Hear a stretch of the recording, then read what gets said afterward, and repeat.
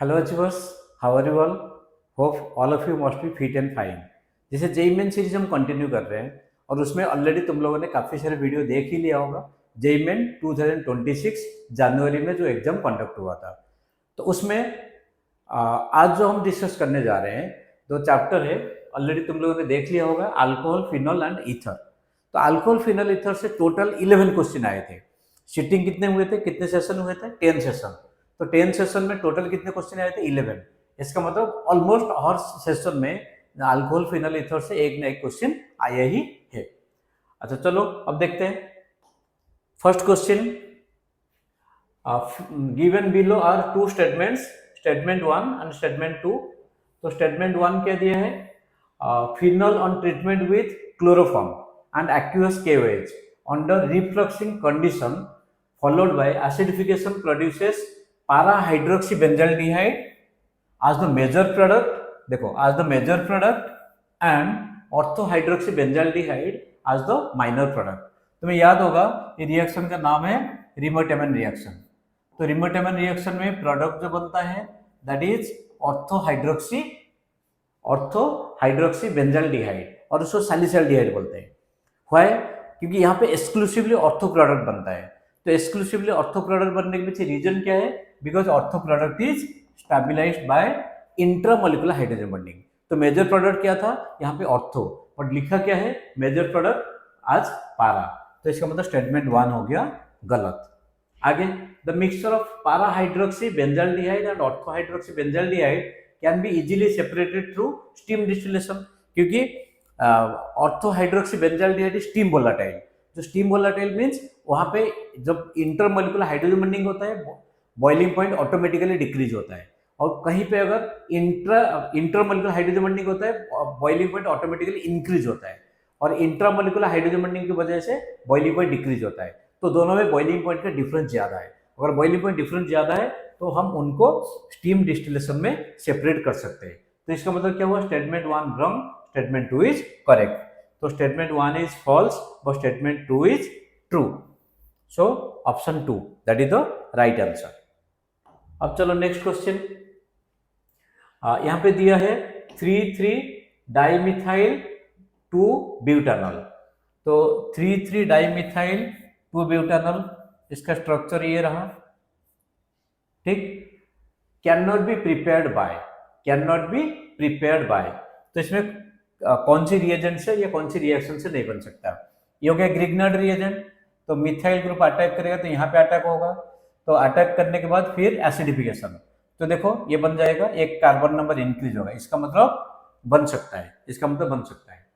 और इसमें अगर H+ अटैक होगा तो H+ अटैक होने के बाद ये कार्बोकेटन बना। तो कार्बोकेटन बनने के बाद फिर क्या होगा? रीअरेंजमेंट होगा। तो और ऐसे भी देखोगे तो 1 2 3 4 5 कार्बन है। तो हमें क्या चाहिए? 4 कार्बन का कंपाउंड। यहाँ पे ऑलरेडी 5 कार्बन है, तो इसका मतलब ये भी नहीं बनेगा। ये हो गया ओजोन लाइसिस। तो ओजोन लाइसिस में ये ठीक है, और ये बनेगा, ये जो कंपाउंड बनेगा ओजोन लाइसिस में आप देख सकते हो, इसमें ये हो गया। फिर this is the compound as a result of reductive ozonolysis. Ozonide बनेगा, ओजोनाइट के बाद फिर जिंक वाटर जो कि रिडक्शन होगा, ये कंपाउंड बन गया। उसके बाद हम रिडक्शन अगर करेंगे सोडियम बोरोहाइड्राइड तो ये बन जाएगा OH। तो ये बन सकता है, सी करेक्ट। अब डी में देखो लिथियम आयोनो हाइड्राइड, ये बन जाएगा। ये जो O है, O की जगह OH हो जाएगा, O की जगह यहाँ पे OH हो जाएगा। तो इसका मतलब ये भी बन सकता है। और इसमें देखो ऑक्सीमर्क्यूरेशन, डीऑक्सीमर्क्यूरेशन। ठीक है, ऑक्सीमर्क्यूरेशन में कंपाउंड क्या बनता है? इधर एल्डिहाइड होगा, कीटोन होगा, और यहाँ पे कीटोन होगा। तो कीटोन जब होगा so that is not our desired product. Desired product क्या है? अल्कोहल। तो ऑप्शन कौन सी है? Can not be prepared, B and E. Can not be prepared by B and E, that is the right answer. चलो next question. इसमें देखो कौन सी रिएजेंट लेने के बाद ये फिर बन जाएगा 2 फिनाइल इथेनोइक एसिड। आइपेसिना में 2 phenyl ethanoic acid. Carbon number में कुछ चेंज हुआ है? बिल्कुल चेंज नहीं हुआ है। तो आप चाहो तो इसमें देख सकते हो, एक्यूएस NOH मीन्स ये OH बन जाएगा। फिर OH बन जाएगा, जोन्स रिएजेंट यूज करोगे यहाँ पे कार्बोक्सिलिक एसिड। अगर NaOT अगर ले रहे हो NaOT that is OET, this is base. अगर बेस है एलिमिनेशन होगा, तो एलिमिनेशन अगर यहाँ पे होगा तो प्रोडक्ट क्या बनेगा, एलिमिनेशन में प्रोडक्ट क्या बनेगा देख सकते हो, ये बन गया प्रोडक्ट। तो B2H6H2O2, B2H6H2O2 में ये टर्मिनल अल्कोहल बनेगा, ये हो गया टर्मिनल अल्कोहल B2H6H2O2, ये हो गया उसका जोन्स रिएजेंट। तो जोन्स रिएजेंट अगर यूज करोगे तो प्राइमरी अल्कोहल से कार्बोक्सिलिक एसिड बनेगा। तो what is the correct option, correct option D हो गया, this is the right answer. आप चाहो तो फिर बाकी सब में चेक कर सकते हैं। यहाँ पे B2H6H2O2 only hydroboration oxidation alkene में होता है, तो इसमें तो फर्स्ट स्टेप ही नहीं होगा, ठीक है। जोन्स रिएजेंट अल्कोहल से कन्वर्ट कराता है, यहाँ पे अल्कोहल ग्रुप है ही नहीं, तो फिर ऑप्शन क्या बचता है, only 4 is the right option. चलो next question, match list A and list 2। List A में क्या दिया है, functional group detection, list A is functional group detection, list 2 is change observed during the detection, change observed during the detection, ठीक है।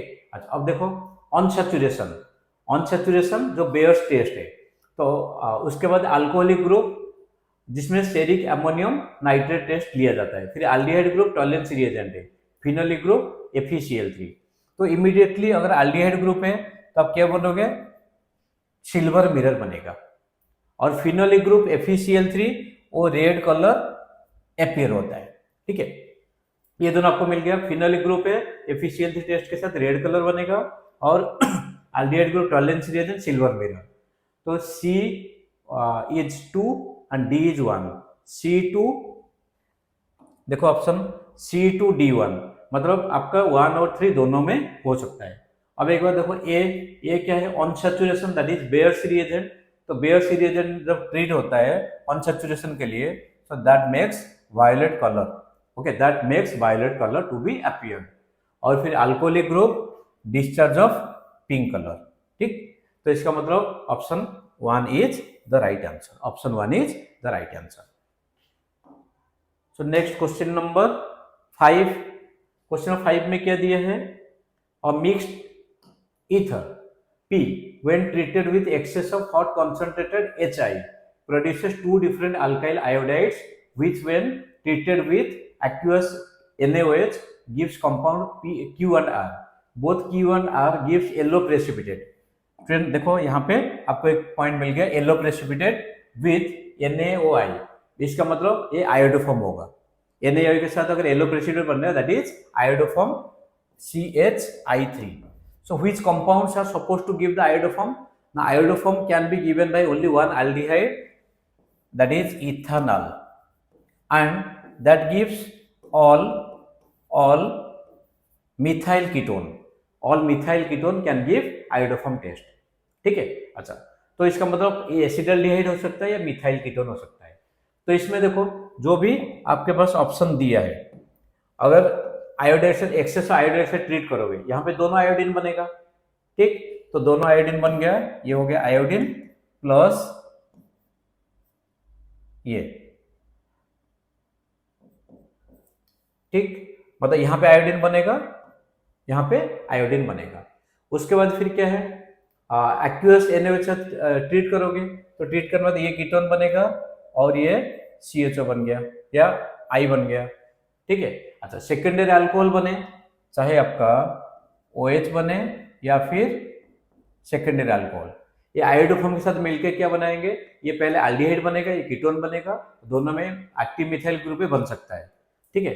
तो ऐसे तो 1 मिल ही गया। और यहाँ पे देखो ये टर्शियरी कार्बन है, टर्शियरी कार्बन तो कभी कीटोन में कन्वर्ट नहीं होगा, तो दैट इज नॉट पॉसिबल। यहाँ पे देखो ये होगा, बट यहाँ पे एक फिनाइल ग्रुप है, ये नहीं होगा और ये भी नहीं होगा। So which is the correct option, 1 is the correct option. चलो next question, hydroxyl compound, okay, hydroxyl compound X with molar mass 122 gram per mole acetylated with acetic anhydride using a large excess of reagent ensuring complete acetylation of all hydroxyl group. आप अगर ऐसे in general देखोगे OH group CH3 CO whole twice O, so that will give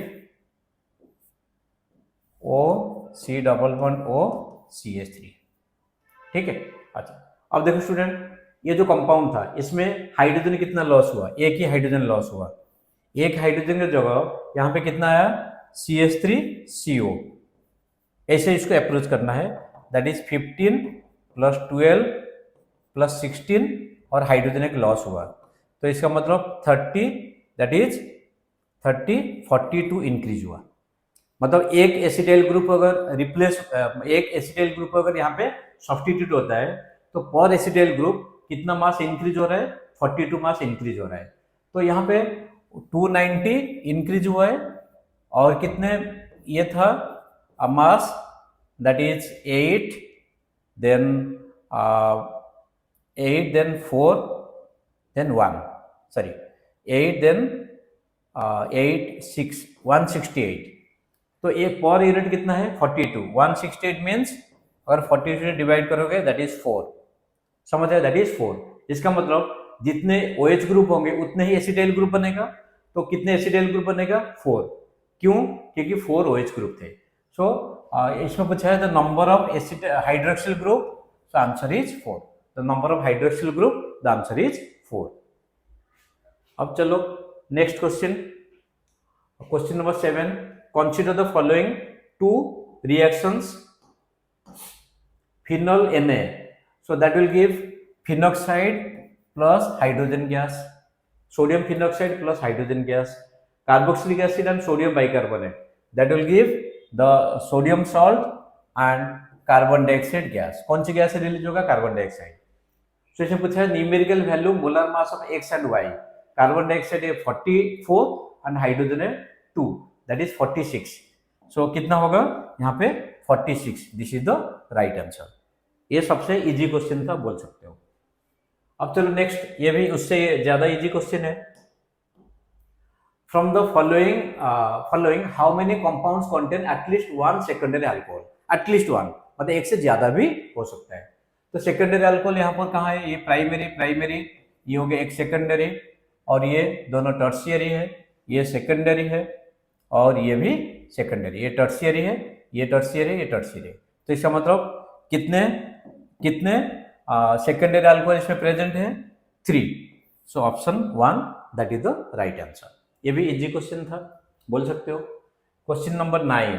तो question number 9 में देखो क्या दिया है, on the unsaturated ether on acidic hydrolysis, unsaturated ether on acidic hydrolysis produces carbonyl compounds are shown below. Okay, ये हो गया ether group, दोनों साइड में अगर एसिडिक हाइड्रोलाइसिस है तो ये डबल बॉन्ड हो गया और ये भी डबल बॉन्ड हो गया, देखो सामने लिखा हुआ है।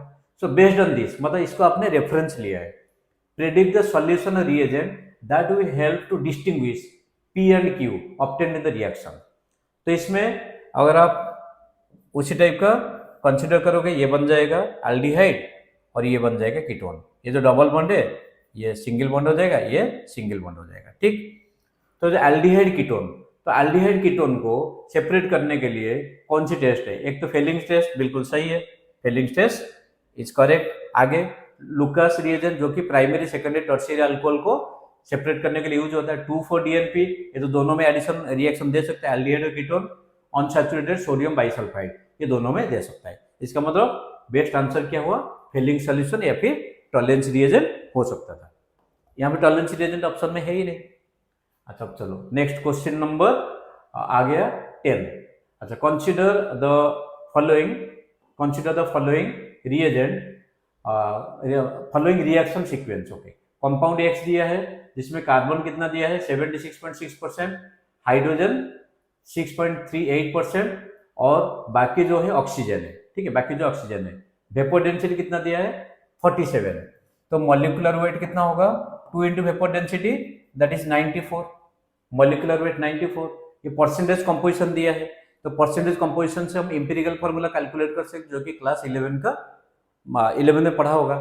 तो इसमें इंपीरिकल फॉर्मूला मॉलिक्यूलर वेट 98 है और बाकी ये दोनों का ऐड कर दो, 100 से सब्ट्रैक्ट करो, that is the oxygen. So empirical formula इसमें कितना आ रहा है, C6H6O। Okay, empirical formula is coming as C6H6O। अच्छा, आगे क्या दिया है, तो उसको C6H6O को आपने कार्बन डाइऑक्साइड और सोडियम हाइड्रोक्साइड हाई प्रेशर से रिएक्ट किया, फिर उसके बाद क्या बना, उसके बाद बना है, उसके बाद एसिडिफिकेशन हुआ। तो फिर C6H6O, तो आप इजीली इसको बोल सकते हो इट इज फिनॉल। और ये रिएक्शन का नाम क्या है, कोल्वे-स्मिथ रिएक्शन, कार्बन डाइऑक्साइड फिर NaOH फिर उसके बाद एसिडिफिकेशन। तो इसमें बनेगा क्या, सो दिस सैलिसाइलिक एसिड और ऑर्थोहाइड्रोक्सी बेंजोइक एसिड। अच्छा, so compound develops characteristic colour with neutral efficiency solution, जो कि ये है, ठीक है। अच्छा, identify the incorrect statement from the following, identify the incorrect statement. Compound Y will dissolve in sodium bicarbonate, NaH, थोड़ा सा करेक्शन कर लो, NaHCO3 एंड इवॉल्व गैस। बिल्कुल सही है, क्योंकि कार्बोक्सिलिक एसिड है, फिनॉल नहीं करेगा क्योंकि फिनॉल इज लेस एसिडिक है। तो ये हो गया सही, ये स्टेटमेंट इज करेक्ट। अच्छा, अब आगे देखते हैं, ये हो गया correct. Both compounds X and Y will dissolve in NaOH, बिल्कुल सही है, क्योंकि दोनों में एसिडिक हाइड्रोजन है तो दोनों डिजोल्व होंगे। Both compound X and Y will burn with सूटी फ्लेम, दोनों में अनसैचुरेटेड है, तो अनसैचुरेटेड मींस पाई बॉन्ड जहां पर होगा तो बर्न इन सूटी फ्लेम, बिल्कुल सही है। और ऐसे बताने की जरूरत नहीं है, एक ही ऑप्शन बचता है, वही आंसर होगा, वही इनकरेक्ट ऑप्शन होगा। Compound X is more acidic then compound Y, नहीं, कंपाउंड Y में देखो कार्बोक्सिलिक ग्रुप है, कंपाउंड X में OH ग्रुप है। तो जिसमें कार्बोक्सिलिक ग्रुप है दैट इज मोर एसिडिक, क्यों, क्योंकि दैट फॉर्म्स आइडेंटिकल रिजोल्टिंग स्ट्रक्चर। तो हमें जो रिक्वायर्ड ऑप्शन है that is the fourth option.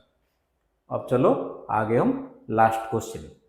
तो लास्ट क्वेश्चन में क्या दिया है, last question, the reaction which produce alcohol as the product are, okay, as the product are. तो इसमें देखो CH4 प्लस O2, तो इसमें HCHO, क्यों, मोलिब्डेनम ऑक्साइड है, MO2O3 मोलिब्डेनम ऑक्साइड है, HCHO। फिर option B, CH3CH ethane plus O2 in the presence of manganese acetate, so that forms acetic acid, that forms acetic acid. Option C, CH3 whole thrice CH KMnO4, ये इसमें क्या बनेगा, so that is tertiary है, so tertiary अगर present है so that gives tertiary alcohol, तो option C. आगे CH4 O2 copper, याद होगा, so that also forms alcohol, copper है।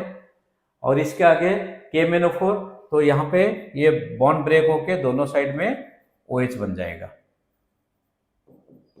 तो दोनों इथेनोइक एसिड में कन्वर्ट होंगे। तो ये नहीं, मतलब ए नहीं होगा, बी भी नहीं होगा, सी और डी में हो सकता है। सो कौन सा ऑप्शन करेक्ट है, option 3 is the right answer. Okay students, so ये थे 11 क्वेश्चन जिसको तुम लोगों ने डिटेल सॉल्यूशन के साथ देखा। तो hope these videos are really helpful to you and thank you very much for watching Prabhat chemistry and supporting us. God bless you all.